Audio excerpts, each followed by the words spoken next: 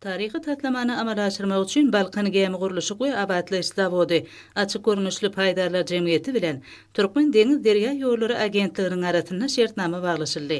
Şeýlede jogapkärlik wezipe bilen baglykda Koreýa Respublikasynyň Korea Shipbuilding Industry Technology Co. Ltd. kompaniýasy bilen zerur bolan şertnamalar baglaşyldy. Şeýlelikde her biriniň ýük götürjüligi 6100 tonna bolan 2 sany gory ýük gemisiniň guruluşy işleri ýaýbanlanyrly.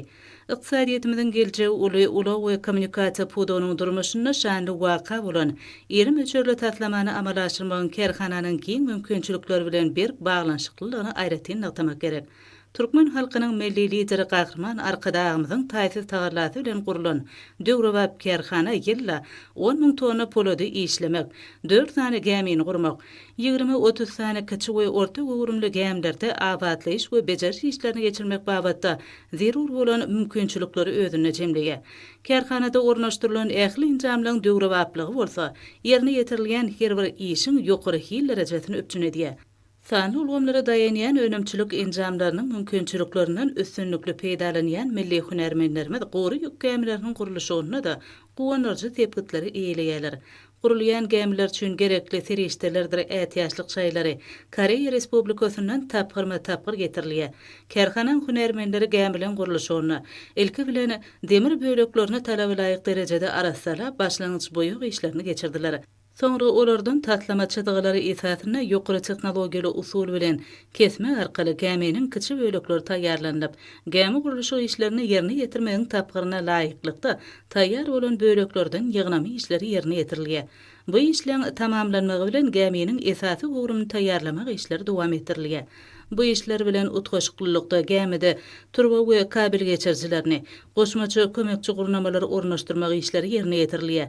Netijede gory ýük gemisi guruluşyk meýdançasyna çykarylyp, olarda birleşdirme işleri amala aşyrlyk hemde gemi böleklerini renklemek işleri utgaşykly berjaý edildi.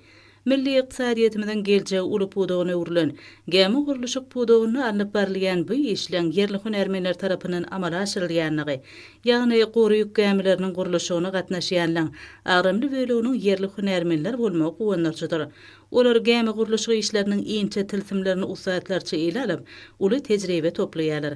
Kerhanaň bu babatdaky ören uly mümkinçiliklerini çaltýan başarjanylyk bilen özleşdirýärler.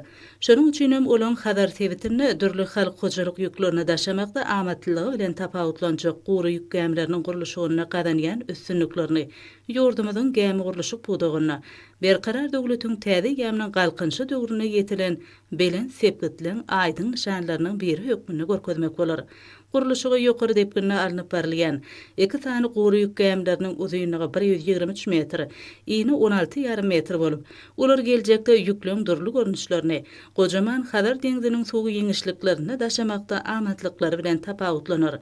Kerhanaň hunermenleri şeýle kämil, ýokary kuwatly kerhanada däkme çekip, watanymyzyň ykdysady kuwatynyň ýygyderli artmagyna öňçilik goşun toşmaga döredilýän mümkinçilikler üçin Türkmen halkynyň milli lideri Gahrman Arkadağymyzy hemde hormatly prezidentimiz Arkadaly Gahrman Serdarymyza alkyş hem hoşarlyk sözlerini beýan edýärler.